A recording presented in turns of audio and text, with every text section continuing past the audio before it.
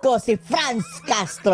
O yan talaga daw ang sinabi ni Tatay Digong, mga kababayan, nung nagpresenta ito na tatay yung abogado sa impeachment case laban kay Sara Duterte. Hindi kasi tinanggap ni Inday, mga kababayan, yung pera na ibinigay ng kanyang tatay para sa kanyang mga legal counsel sa napipintong impeachment trial. Kaya sabi ni Tatay Digong, ako ang tatay yung abogado at ipapatawag ko yan si Franz Castro. Oh. Palaban si Digong, mga kababayan. Panoorin niyo po. Ipapatawag ko si Franz Castro. Francing! Halika dito. Oh, Kasi yan nung talaga. una, nagpadala siya ng pera kasi sa akin through my older brother, si Congressman Pulong. Padala siya pera. Kasi sinabihan ko yung kapatid ko, In fairness, mga kababayan, mahal na mahal ni Tatay Digong si VP Sara Duterte, ang kanyang panganay na anak na babae. sabihin mo sa kanya, huwag na nahihiya ako. Okay naman ako kasi the moment na nag-announce si Franz Castro na meron siyang impeachment noong 2023, naghanda na rin kami. Grabe preparasyon nila, mga kababayan, no? Dumaan pa sa pasikot-sikot. Yun pa rin ang ending. Yung pangarap ni Franz Castro na ma-impeach si Sara Duterte. Meron na kaming kinausap na lawyer. So from that time hanggang ngayon, yung lawyers na yun, sila na yung tumututok doon. So sabi ko, wag na. Tapos sabi niya, hindi mo tinanggap ang pera ko. Sabi ko, wag na. Anuhin mo na lang yan sa retirement Dahil personal na pera ang gagamitin niyan, mga kababayan, para sa kanyang mga abogado. mo. Or sa kay Kitty, or nag-aaral pa kasi yung isang kapatid ko. Or kay Amira, yung pamangkin ko na nasa kanya. Hindi, apo ko na nasa kanya. Apo! Ang sabi niya na, so ayaw mo yung pera ko, hindi mo tanggapin yung pera ko, mag-abogado na lang ako sa'yo. Pwede ba yun? I love it! Lalamunin ng buo itong mga sinatong, mga kababayan, dahil yung trial, mga kababayan, doon na yan mangyayari sa Senado. So sabi ko, naalala ko, abogado nga pala ito. Piskal! Take 1 sa bar exam, mga kababayan. So mag-abogado na lang ako sa'yo. Sabi ko, syempre matanda na ba? 80 years old na, so ayaw mo na. Magbiro ka na sa bata, wag lang sa matanda. Dahil madaling magalit. Agitate yung Madaling ma-agitate. matanda. Mabilis, mainis. So sabi ko, okay. Sabi niya, Malalaman nyo rin yan dahil lahat tayo aabot dyan. Ewan lang natin, no? Baka sa mga changes sa body hormones, no? At saka sa... Ewan lang natin. Darating din yan sa atin. Pero katatawagin din tayong grumpy old man. hindi, totoo, mag-abogado ako sa'yo. Sabi ko, okay nga, walang problema. Sabi ko, pipirma ka lang naman, di ba? Sabi niya, hindi. Ipapatawag ko si Franz Castro. Francis! Patawag mo yan. Yan, balatan mo yan ng buhay. Tatay Digong si Francing.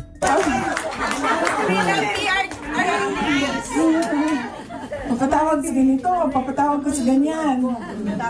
Tapos sabi ko dun sa mga lawyers, sabi ko, collaborating counsel daw. Sabi nila, collaborating counsel. Sige, wala namang problema yan. Mas mabuti. Mas mabuti. Marami nga sila, mga kababayan, panel.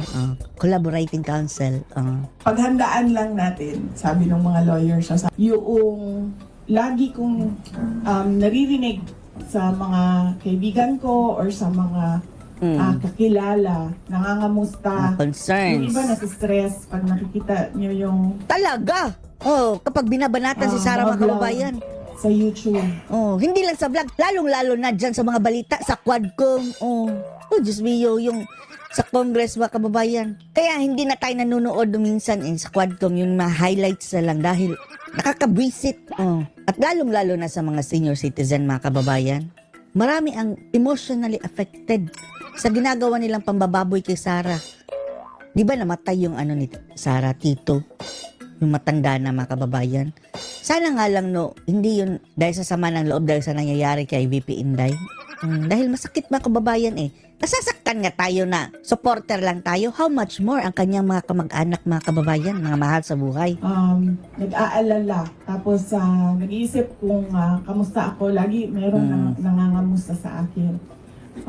Okay lang ako. Okay lang Kasi naman. Oh. lumaki naman ako sa politika. Sanay na ako 9 dyan. years old pa lang ako. Mayor na yung 9 father years ko. old. At tuloy-tuloy yun. Hindi na tigil yun hanggang naging president siya.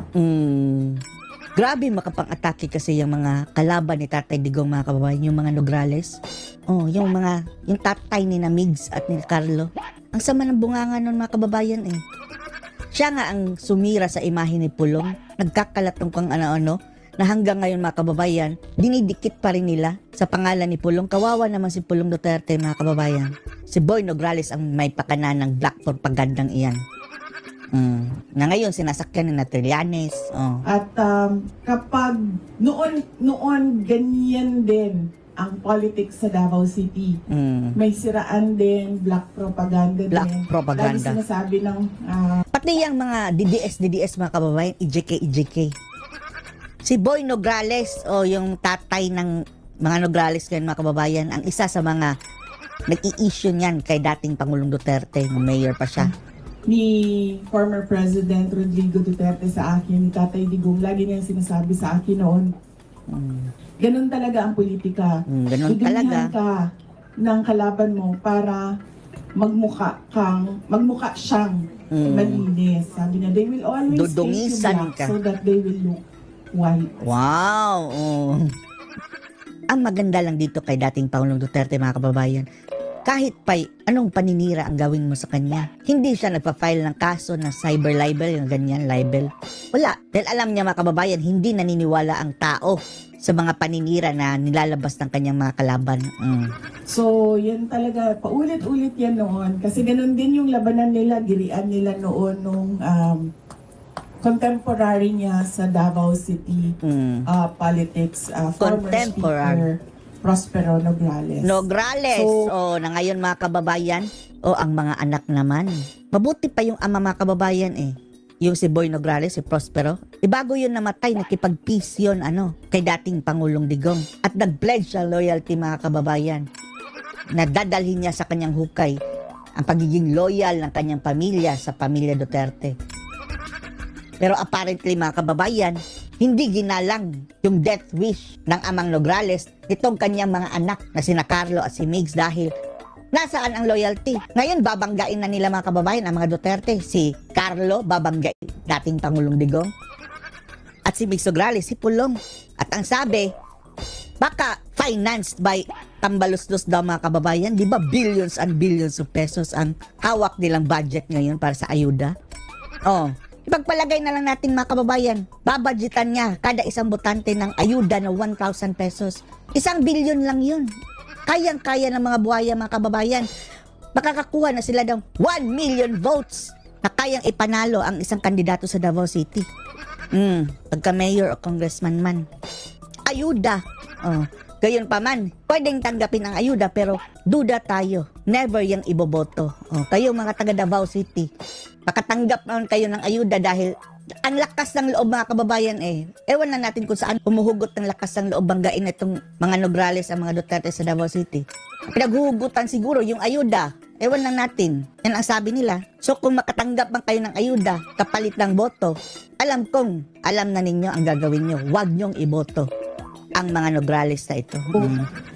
Kaya hindi na ako nagtaka noong ganun ang nangyayari. So, pinaliit namin. Tapos ang budget ni Sara Duterte ngayon, mga kababayan, tinanggalan. 70% tinanggal ni Tambaluslos. Dahil kompetensya sa pamimigay ng tulong, mga kababayan. Napakaliit na ng budget, mga kababayan, pero nakuha pa rin ni Sara na iserve ang kanyang mga tauhan. How much more kung sa kanya natin itiwala ang budget? Wala tayong problema dyan sa mga assistants, mga kababayan, kung pinagkakatiwalaan natin ang mga taong humahawak nito. Kagaya nito si Sara Duterte, di ba? Pero kung ang hawak dyan na sinatambaluslos, Diyos mio. Yung mga projects and programs namin, noong una, last December, nag-planning kami. Sabi ko, lahat ng ating mga projects nandyan pa rin, pero babaan na lang natin yung beneficiaries. Ang kawawa dito mga kababayan, yung mga supposedly natutulungan. Pero, nung Hindi naman si Sarah eh. Ito mga nangangailangan nating Pilipino ang binubuli nila usap tambaluslos. kami ulit, nitong January na lang na meeting, sabi ko, sabi rin ng exec ko, mas maganda siguro kung bawasan na lang natin yung projects natin para marami pa rin maka-benepisyo. So hanggang ngayon, tumutuloy yung meeting namin kung anong mga projects doon ang may impact talaga doon sa mga geographically isolated and disadvantaged areas. Kasi inuuna talaga namin yung mga underserved communities. Kasi laging pag sentro, like Hindi yan naiisip nila tambaluslos mga kababayan dahil ang kanilang focus kung saan mas maraming botante.